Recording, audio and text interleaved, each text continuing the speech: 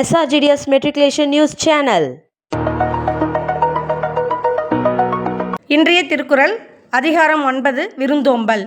செல்விருந்து ஓம்பி வருவிருந்து பார்த்திருப்பான் நல்விருந்து வானத்தவருக்கு. இதன் பொருள், வந்த விருந்தினரை உபசரித்து வரக்கூடிய விருந்தினரை எதிர்பார்த்து கொண்டிருப்பவன் தேவர்கட்கு நல்ல விருந்தாவான். நன்றி. आज का शब्द लाल रेड, पीला येलो, सफ़ेद वाइट, नया न्यू, बहुत मच, सिर्फ ओनली. धन्यवाद.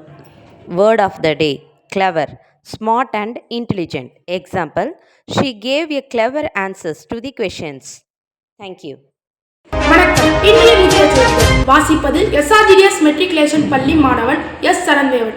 11/7/2025 இன்று உலக மக்கள் தொகை தினமாக கொண்டாடப்படுகிறது. மக்கள் தொகை வளர்ச்சி மற்றும் அதன் விளைவுகள் பற்றிய விழிப்புணர்வை ஏற்படுத்துவதை இந்த நாள் நோக்கமாக கொண்டுள்ளது. 1989ஆம் ஆண்டு ஐக்கிய நாடுகள் சபையால் இந்த நாள் நிறுவப்பட்டது.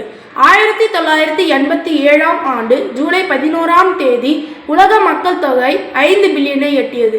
அதனை குறிக்கும் வகையில் இந்த நாள் கொண்டாடப்படுகிறது. மக்கள் தொகை வளர்ச்சியின் முக்கிய கூறுகள் பிறப்பு விகிதம், இறப்பு விகிதம், இடம்பெயர்வு ஆகும். மக்கள் தொகை வளர்ச்சி என்பது இந்த 3 கூறுகளின் கலவையை பொறுத்தது. பிறப்பு விகிதம் அதிகரிப்பதும், இறப்பு விகிதம் குறைவதும், இடம்பெயர்வு அதிகரிப்பதும் மக்கள் தொகை வளர்ச்சியை அதிகரிக்கும்.